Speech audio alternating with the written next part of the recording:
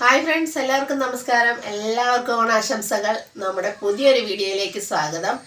ഓണസദ്യ വിഭവങ്ങളുടെ അവസാനത്തെ വീഡിയോ ആണിന്ന്. ഇന്ന് നമുക്ക് അച്ചാറുകളാണ്. അച്ചാറുകളില്ലാതെ സദ്യ ഇല്ലല്ലോ. അപ്പോൾ ഇന്ന് നമുക്ക് 3 അച്ചാറുകളാണ്: മാങ്ങ അച്ചാർ, ഇഞ്ചി അച്ചാർ, നാരങ്ങ അച്ചാർ. 3ഉം പെട്ടെന്ന് ചെയ്യാൻ പറ്റുന്ന രീതിയിൽ ഈസി റെസിപ്പി ആയിട്ട് തന്നെയാണ് ചെയ്തിരിക്കുന്നത്. എല്ലാവരുടെയും സപ്പോർട്ട് പ്രതീക്ഷിക്കുന്നു. അതുപോലെ തന്നെ പരിപ്പ് പായസം ചെയ്യണമെന്ന് വിചാരിച്ചായിരുന്നു. സമയമില്ലാത്തതുകൊണ്ടാണ് അത് മാറ്റി വെച്ചത്. അതെപ്പോഴെങ്കിലും ഞാൻ നമ്മുടെ റെസിപ്പി വീഡിയോ ആയിട്ട് തന്നെ ഉൾപ്പെടുത്താം. ഇപ്പോൾ ആൾമോസ്റ്റ് എല്ലാം നമ്മൾ ചെയ്തിട്ടുണ്ട്. എല്ലാവരുടെയും സപ്പോർട്ടിനും സഹകരണത്തിനും ഒക്കെ ഒരുപാട് നന്ദി, ഒരുപാട് സ്നേഹം എല്ലാവരോടും.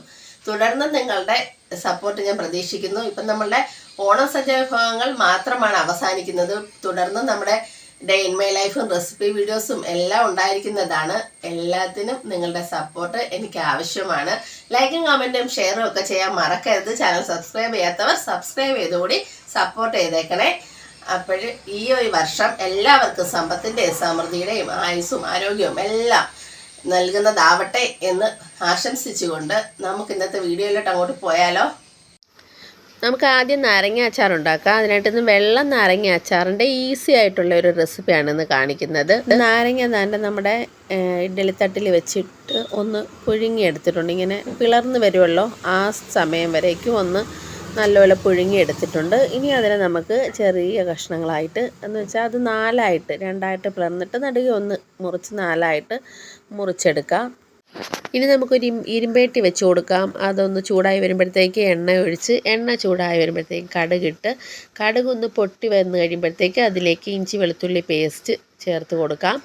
അതൊന്ന് മൂത്ത് വരുമ്പോഴേക്ക് അതിലേക്ക് നല്ല കറിവേപ്പില ചേർത്ത്, പിന്നെ അതിലേക്കൊരു 1/4 സ്പൂൺ മഞ്ഞൾപ്പൊടി ചേർത്ത് കൊടുക്കാം. ഒന്ന് മിക്സ് ആക്കിയ ശേഷം അതിലേക്ക് നമ്മൾ കാന്താരി മുളകാണ് ഞാൻ ചേർക്കുന്നത്. കുറേ അധികം എടുത്തിട്ടുണ്ട്. കാന്താരി മുളകില്ലെങ്കിൽ നമ്മുടെ ചെറിയ പച്ചമുളക് ഒരു 10 എണ്ണമെങ്കിലും അരിഞ്ഞെടുക്കണം. അത് ചേർത്ത് കൊടുക്കാം. അതൊന്ന് നല്ലപോലെ മൂത്ത് വരുമ്പോഴത്തേക്കും നമുക്ക് അരിഞ്ഞ് വെച്ചിരിക്കുന്ന നമ്മുടെ നാരങ്ങ അതിലേക്ക് ചേർത്ത് കൊടുക്കാം.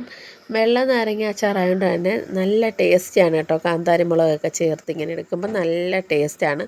അതിന് നന്നായിട്ടൊന്ന് മിക്സ് ചെയ്ത് കൊടുക്കാം.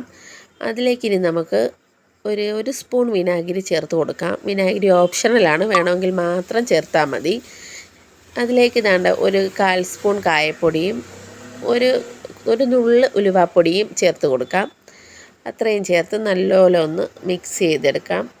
5 മിനിറ്റ് നല്ലപോലെ ഒന്ന് മിക്സ് ചെയ്ത് ഈ ഒരു പരുവത്തിലേക്ക് എത്തുമ്പോഴേക്കും നമ്മുടെ അച്ചാർ ഇവിടെ റെഡി ആയിട്ടുണ്ട്. നല്ല ടേസ്റ്റി ആയിട്ടുള്ള നാരങ്ങ അച്ചാറാണ്. അതുപോലെ തന്നെ കാണാനും നല്ല ഭംഗിയുണ്ടായിരുന്നേ.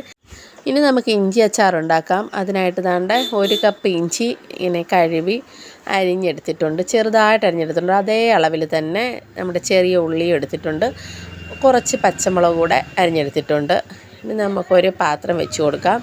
ചീനിച്ചട്ടി വെച്ച് കൊടുത്ത് അതിലേക്ക് എണ്ണ ഒന്ന് ചൂടായി വരുമ്പോൾ നമ്മുടെ ഇഞ്ചി അങ്ങോട്ട് ഇട്ട് കൊടുത്ത് ഒന്ന് മൂപ്പിച്ചെടുക്കാം. ഇഞ്ചിയുടെ കളറ് ചെറുതായിട്ടൊന്ന് മാറി വരുമ്പോഴത്തേക്കും അതിലേക്ക് നമ്മൾ അരിഞ്ഞു വെച്ചിരിക്കുന്ന നമ്മുടെ കൊച്ചുള്ളിയും കൂടെ ചേർത്ത് കൊടുത്ത് നല്ല വൃത്തിക്ക് ഇങ്ങനെ മൂപ്പിച്ചെടുക്കാം. ഈ ഒരു സ്റ്റേജ് ആകുമ്പോഴത്തേക്കും അത് നമുക്ക് കോരി വേറൊരു പാത്രത്തിലേക്ക് മാറ്റി വയ്ക്കാം. ഇനി നമുക്ക് അതേ എണ്ണ തന്നെ നല്ലപോലെ ഒന്ന് ചൂടാക്കിയ ശേഷം അതിലേക്ക് കടുകിട്ട് കൊടുക്കാം. കടുകിട്ട് പൊട്ടി കഴിയുമ്പോഴത്തേക്ക് അതിലേക്ക് കറിവേപ്പില ഇടാം. കൂടെ നമുക്ക് ഉണക്കമുളക് കൂടി ഇട്ട് കൊടുക്കാം. അതിലേക്ക് പിന്നെ നമ്മുടെ പച്ചമുളകിനെയും കൂടി ചേർത്ത് കൊടുക്കാം.